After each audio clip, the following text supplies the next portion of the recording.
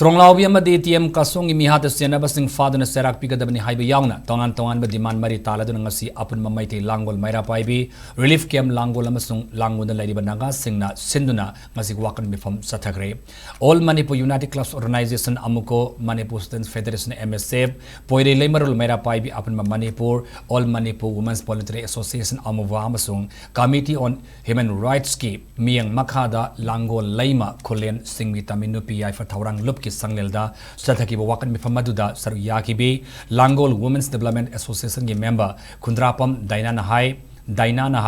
Lamdamasida Chay Marom President Rule Gilenga Leruba Matungda Semlakiba Anobalenga Asina Miam Ngak Sen Mangamdan Lady Tronglao with the Piglib Angangani Yauna Misam Ahum Cookie Militants Amasung CRFM na Hardkiba Taudo Adugi Achuma Wild Fangalu Loinana Hauzik Fazilaga Tamliba Nagagi Mio Taruk Atuba the Tekta Kaidana Tadorokadabani Hainesu Mangna Fongduki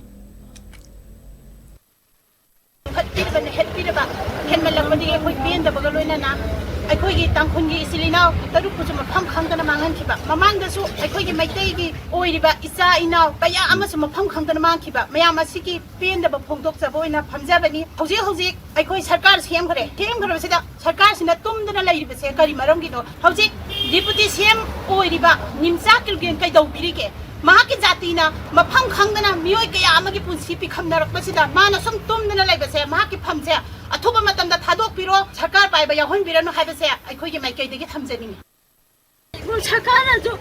ꯑꯊꯨꯕ ꯃꯇꯝꯗ ꯑꯩꯈꯣꯏꯁꯨ ꯌꯨꯝꯗ ꯍꯟꯖꯟꯕꯗꯣ ꯄꯥꯝꯃꯦ ꯑꯩꯈꯣꯏꯅ ꯌꯨꯝꯗꯒꯤ ꯊꯣꯛꯂꯛꯄ ꯃꯇꯝꯗ ꯏꯁꯥꯗ ꯐꯤ ꯐꯥꯎꯕ ꯏꯟꯅꯤꯡꯉꯥꯏ ꯂꯩꯇꯕꯤ ꯐꯤ ꯐꯥꯎꯕ ꯏꯟꯗꯕꯤ ꯊꯣꯛꯂꯛꯈꯤꯕꯅꯦ ꯑꯁꯨꯛꯀꯨꯝꯕ ꯃꯆꯥꯛꯁꯦ ꯀꯌꯥꯝ ꯀꯨꯏꯅ ꯈꯥꯡꯉꯒ ꯂꯩꯌꯣ ꯍꯥꯏꯕꯅ ꯑꯁꯨꯛ ꯌꯥꯝꯅ ꯋꯥꯔꯤꯉꯩ ꯃꯊꯧꯁꯤꯗ ꯃꯈꯣꯏꯅ ꯑꯅꯧꯕ ꯑꯗꯨ ꯍꯥꯠꯄꯒꯤ ꯃꯈꯣꯏꯅ ꯇꯧꯕ ꯁꯨꯡꯂꯩ ꯂꯩꯇꯦ ꯏꯟꯗꯤꯌꯥ ꯁꯔꯀꯥꯔꯅꯁꯨ ꯃꯅꯤꯄꯨꯔ ꯁꯔꯀꯥꯔꯅꯁꯨ ꯀꯔꯝꯕ ꯆꯦꯛꯁꯤꯟ ꯊꯧꯔꯥꯡ ꯂꯧꯈꯠꯄꯤꯒꯦ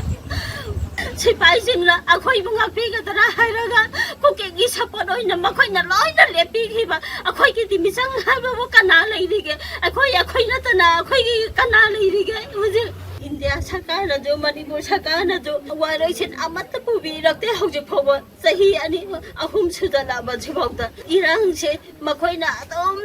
namchalaga thambire huje phoba yengo loisan bidare aduna chugomba irangje adom makhata na thoga adum lehan ge dori bara akhoi je bo achumaina ke am koina thambi ge dori bano athuba matamda akhoi na hajaning badi ya sarkar da jo manipur sarkar da jo waroi sena ma pubiraga akhoi bo mahma ge yum da hanjal han badone akhoi na pami je akhoi je ki yum leye akhoi ge je yum da hanjal haning akhoi je Aku ba matanda waray san pubira o